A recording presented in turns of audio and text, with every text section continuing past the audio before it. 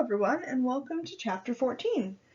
So this is our first lecture for Chapter 14, and the chapter is on health, stress, and coping, which is something that I'm sure we can all use a little help with these days, given the current nature of the world. So our first module here is going to be about behavior and health. So we'll talk about some behaviors that aren't so healthy, some behaviors that are a little bit more healthy, and just in general how behavior can influence your level of stress and consequently your health as well. So a question that has been asked recently is, should we have to pay more for unhealthy or non-essential food items that contribute to obesity and other expensive health outcomes? So there are some cities that have actually instituted what they call a sugar tax on sugary drinks in an effort to curb the increasing rates of diabetes and obesity. And in some cases, it actually does appear to be working. So for example, there were 21% of people reporting drinking less sugary drinks and 24% less cola being consumed. However, some people protest that this type of tax interferes with our freedom to eat and drink whatever we'd like.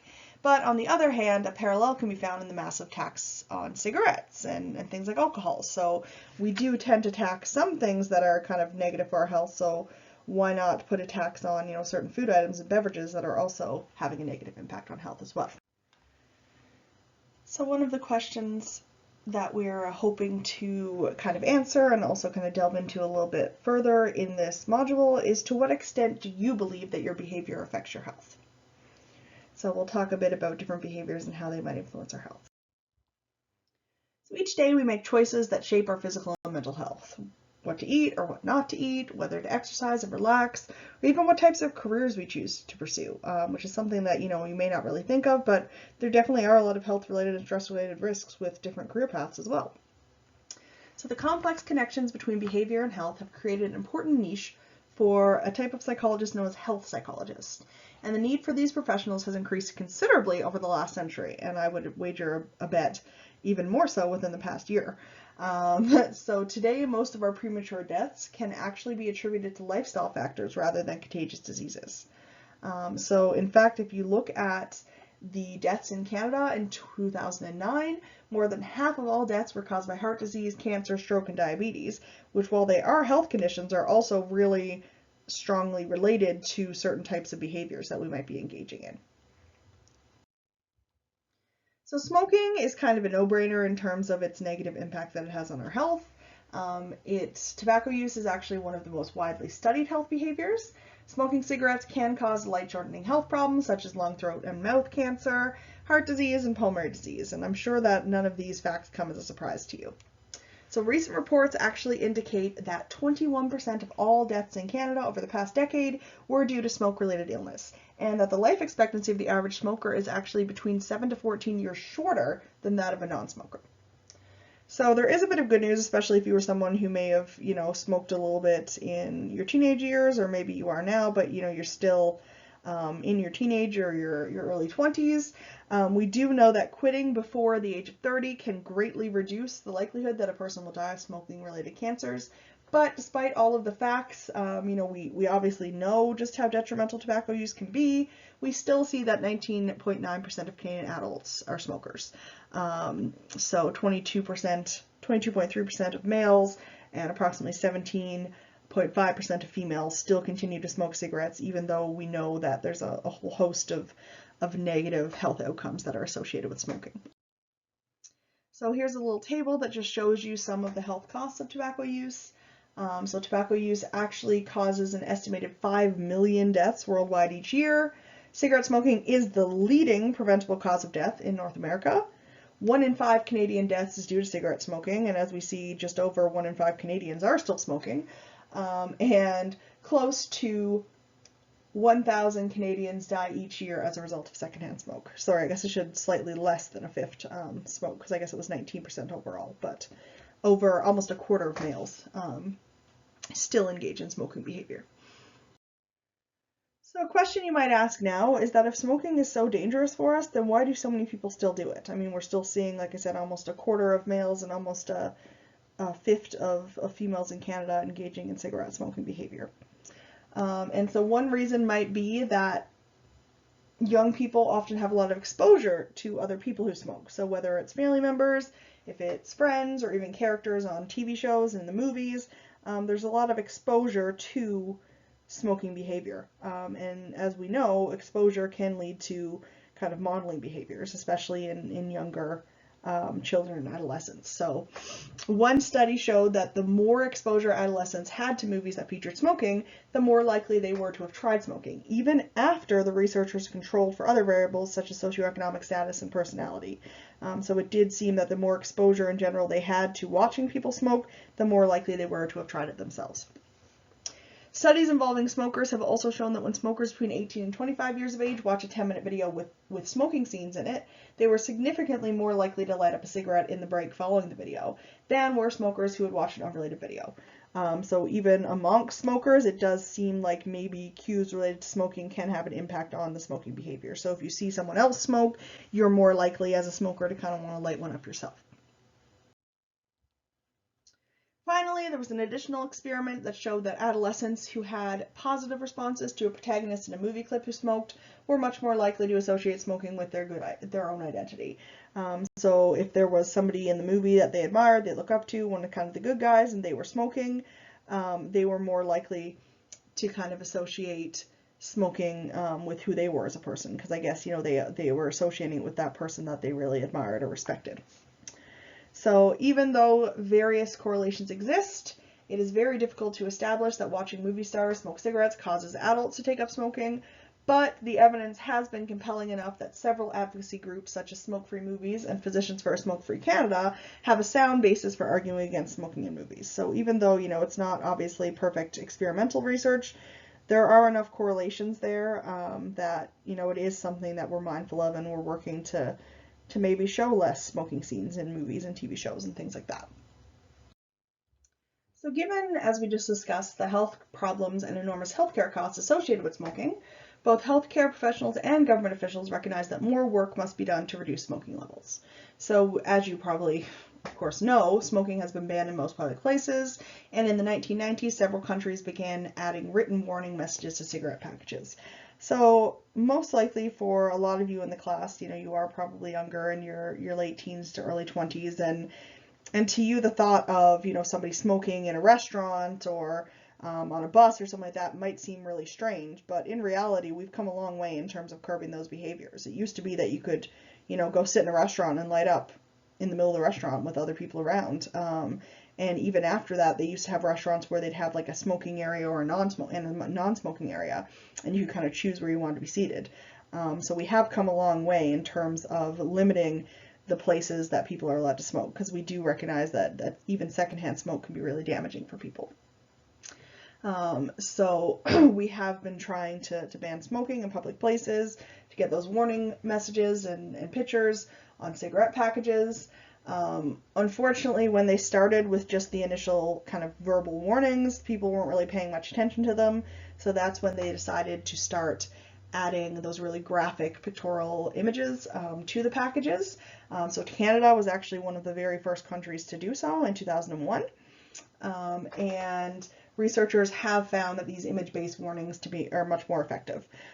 So they do put pretty graphic images of, you know, people with, say, throat cancer and things like that, just to kind of illustrate what some of the effects of smoking can look like and how harmful it can be on the body. And those seem to be much more effective than just the straight up written warnings about the health risks. So image-based warnings are now used in over 30 countries, and the prevalence of smoking in Canada has declined steadily over the 1900s and early 2000s. So we are seeing a decline in smoking behavior in general over time.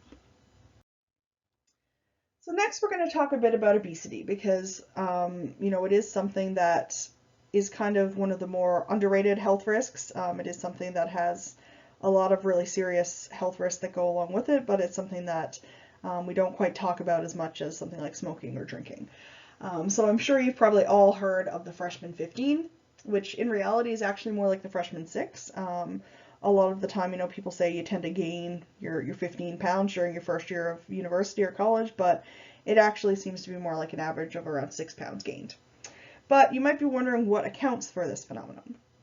So many factors can influence, the weight gain in your first year or so of university or college, including increased food intake, decreased physical activity because you're probably spending a lot of time, sitting and studying, and for many students, increased alcohol consumption.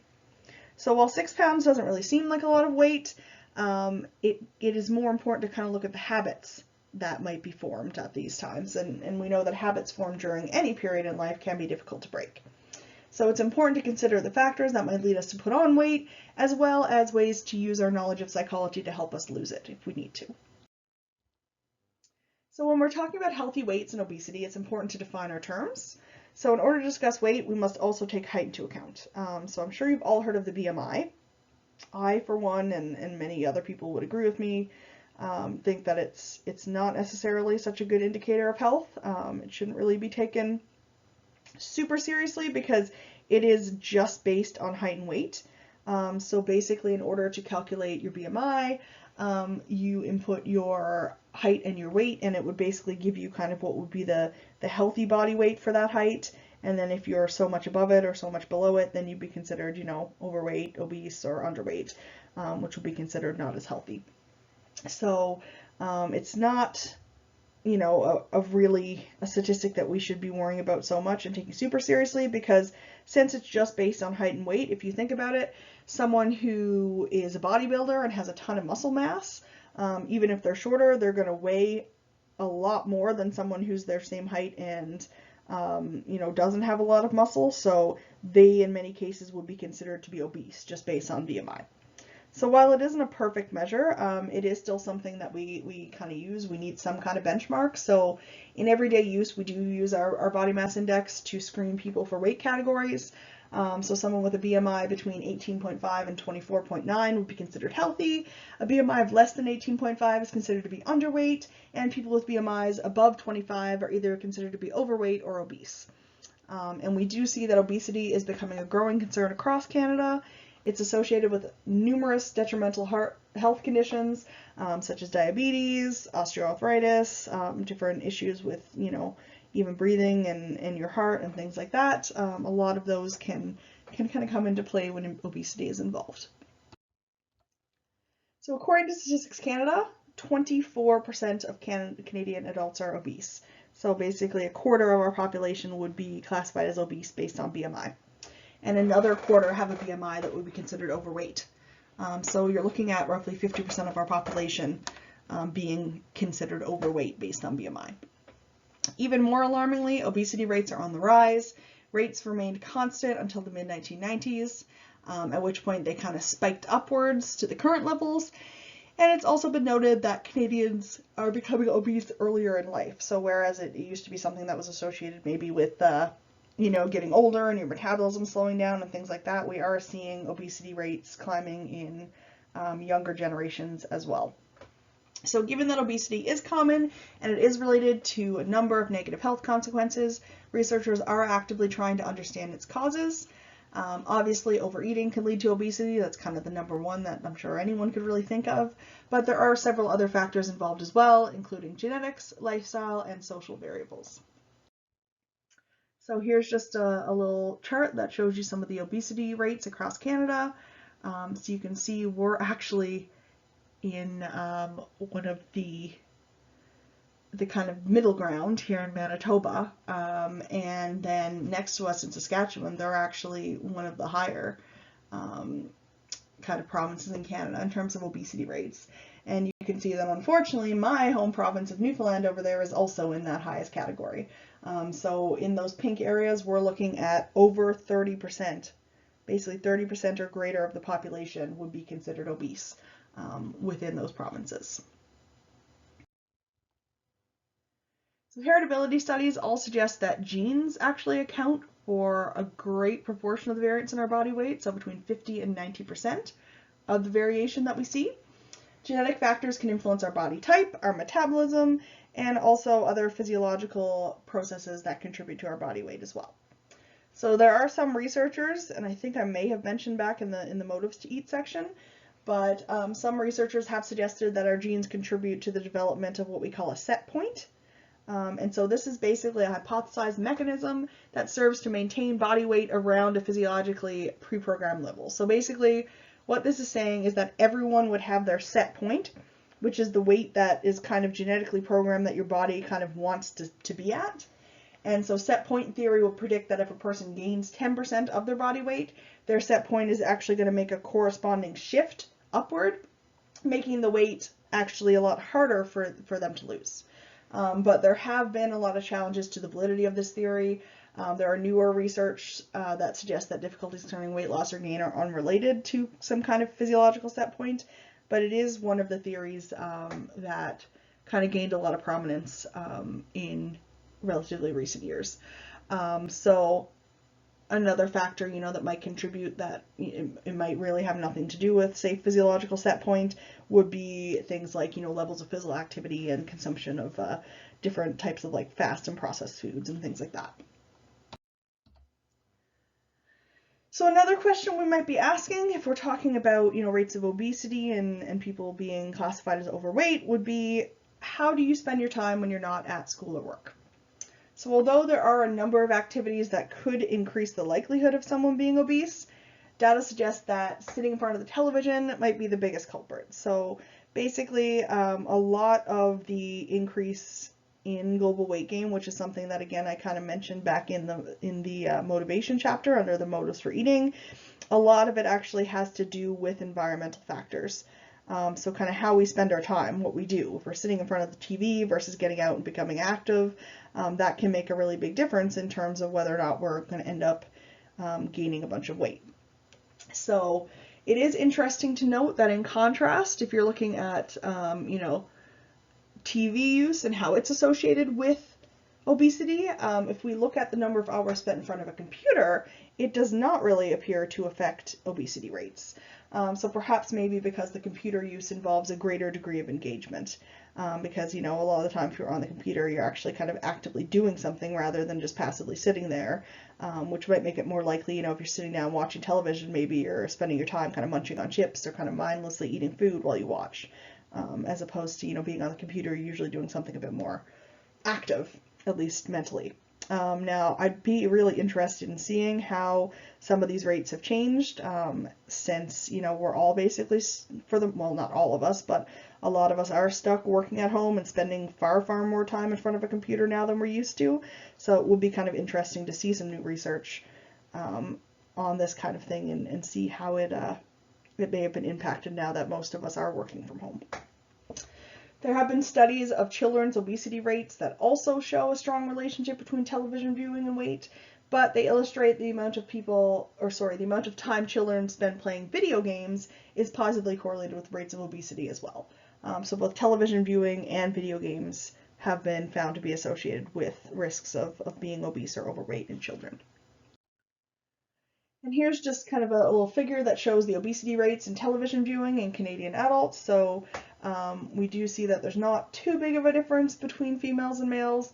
The males tend to be slightly higher in terms of the obesity rates, just overall, but you definitely see an increase as you go from, 5 or fewer up to 21 or more hours of TV a week. You definitely see an increase in the rates of obesity for sure. So in addition to genetics and level of activity, obesity rates are also influenced by social factors as well.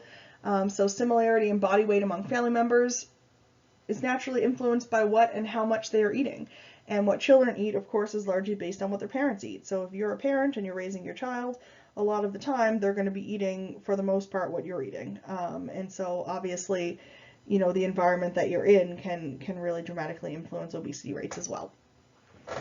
So social influences also extend beyond the family, and again, this is something that we kind of mentioned in that chapter on motivation when we talked of those kind of social motives for eating. Also, we know that food advertisements can trigger eating, especially in children, a fact that corporations selling unhealthy foods are quite aware of and use to their advantage. So, when they're trying to sell, say, fast food like at McDonald's or somewhere like that, they tend to kind of try to they tend to try to target children in their advertising. So for example, if you think of, advertising different Happy Meal toys and stuff like that, that's something that's really likely to get a kid kind of asking their parents if they can have that thing. And so thankfully in some regions of North America, lawmakers are attempting to prevent corporations from directly targeting children, because it's not really fair using these kind of influence techniques against children who don't really have the cognitive capacity to kind of resist them in the way that an adult might. So a question that you might ask based on all of this, we just talked about a bunch of things that can be contributing to weight gain. How can people use psychological research to help them lose weight? So the first step involves thinking critically about weight loss options. There are a lot of advertised methods out there, and unfortunately a lot of them are gimmicks. They don't actually really do what they claim to do. So instead, we need to find a way to effectively motivate people to change their behavior. Honestly, the only way to lose weight is to basically, whether or not you're exercising, it's more about calories in and calories out. So, if you take in 2,000 calories in a day, you need to be burning off those 2,000 calories. If you're not, then over time that extra energy is going to be stored. And so what it comes down to, and I know it's easier said than done, is basically to kind of restrict your eating to stay within a limit that is basically less than the amount of energy that you're outputting. So a study from the University of Waterloo suggests that thinking positively about oneself can actually promote healthy weight loss. So thinking about, positive ways of defining yourself versus others, and it is possible that these results were due in part to a reduction in the stress felt regarding dieting. So obviously we know that a lot of people, when they start thinking about needing to lose weight and dieting, that's something that's going to be very stressful, and that unfortunately in itself can lead to increased calorie consumption, because we do know that being stressed out does actually lead people to a lot of the time kind of turn to coping mechanisms such as eating food, comfort foods. So of course weight loss is only half the battle. It must be maintained. So really what it comes down to is, there is no magic cure. There is no easy fix. You have to put in the work, and you have to continue to put in the work to kind of keep that weight off. But there are a lot of challenges, including food cues. So we do see that people who are obese are more likely to pay attention to food cues. And we also know that the perceived value of food increases as time passes since the last meal. So it actually seems to be kind of more and more rewarding the longer it's been since we've had something to eat. So that's another thing that we have to keep in mind, is that, there's a lot of factors that are working against weight loss. So moving on from our little weight loss section, we'll talk briefly about some of the psychosocial influences on health. So it's been shown that the environments where we work, live, and play, and the people with whom we interact all have an influence on both our physical and mental health as well. So although this kind of seems fairly obvious, this fact apparently is kind of sometimes overlooked, or at least it seems to be. So if you think about all the different neighborhoods that are found in your city and consider the experience that children would have growing up in each, how do you think their lives would differ? If you live in kind of a more wealthy part of town versus a less well-off part of town. You have different access to schools and resources and stores and things like that. Different after-school activities, and all of those things can have a really dramatic impact on health and well-being. So you could definitely see, just if you look at different neighborhoods in a city, how the people living in them, how their lives probably differ, and in turn, these experiences would definitely have an impact on their health and their well-being as well. So health and wealth, unfortunately, have been shown to increase together. I say unfortunately because obviously that's not something that's really possible for people to change a lot of the time, and it's very hard to kind of come back from poverty and kind of negative circumstances like that. But we do see that people who have higher socioeconomic status not only have better access to healthcare, but they also have a greater sense of control over their environment as well. And we'll talk a bit about, in the last module of this chapter, a bit about how your sense of control can be really powerful in terms of influencing your ability to cope. So the fact that people with higher SES have better health care, they have a greater control over their environment, and they have access to resources necessary to maintain a lifestyle of their choosing, those can all directly impact their health outcomes and kind of contribute to the improved outcomes that we see among wealthier people. People who experience poverty, discrimination, and other social stressors have higher incidences of depression, anxiety, and other mental health problems. And additionally, health problems are magnified by stress. So heart disease is something that's really prevalent in low socioeconomic status populations, and children who experience adverse SES are at a greater risk for developing heart disease in adulthood. So this is most likely due to a combination of both higher stress from living in kind of maybe a not so great environment and also probably poor diet. So we do know that, good nutrition is associated with greater health outcomes, as well as some other positive benefits. And unfortunately, it's very hard to eat healthy if you don't have a lot of money, because healthier foods tend to cost more money. So discrimination is another stressor that can affect both mental and physical health. It's particularly problematic because it is often uncontrollable and unpredictable. So unfortunately, being a target of prejudice and discrimination is linked to things such as increased blood pressure, heart rate, and secretions of stress hormones, such as cortisol and epinephrine or norepinephrine. So discrimination also puts people at greater risk for engaging in unhealthy behaviors, such as smoking and substance use. So if someone is being discriminated against, a lot of the time they may turn to certain coping mechanisms to help them cope. And often, as we know, a lot of coping mechanisms that people tend to turn to can be unhealthy behaviors, such as, drinking or smoking and things like that. Finally, discrimination, or even the perception of being discriminated against, can put the body on sustained alert against threat. So it kind of puts you in like an alarm mode, which is something that we'll talk about in the next module. And so this in turn can deplete the body of its resources and lead to negative health outcomes in that way as well. So now we'll talk a bit about family in the social environment. So our close interpersonal relationships do have a major impact on our health and our levels of life satisfaction. We actually have seen that chronic social isolation, so being kind of alone and not really having people in your life to turn to that you have a close relationship with, can actually be as great of a mortality risk as smoking, obesity, and high blood pressure. So it can have a really negative impact on health outcomes, just being kind of socially isolated. Social resilience, which is the ability to keep positive relationships and to endure and recover from social isolation and life stressors, can actually protect individuals from the negative health outcomes that are associated with loneliness and social isolation. Marriage, which as we know is one of the primary social relationships that we typically engage in, has been shown to have long-term health benefits as well, especially for men. So this is a really interesting fact. So they've done studies, and basically what they've seen is that unmarried women are 50% more likely to die from things like heart disease, cancer, cirrhosis of the liver, and other different diseases, whereas men are 250 times more likely. 250% more likely. So women are only 50% more likely, and men are 250% more likely to die from these diseases and disorders if they are unmarried. And this may have something to do with the fact that women do tend to take a greater role in recognizing and supporting healthy behaviors in others. We do see that married people live longer and have better physical and mental health than their unmarried counterparts. This could also be due to social support and shared resources as well. And it has been shown that in areas where same-sex marriage is legal, because I noticed that the textbook didn't really talk much about, it says, that a woman is going to be more likely to take that role, but it doesn't really speak to, what if it is two males in the relationship or two women in the relationship?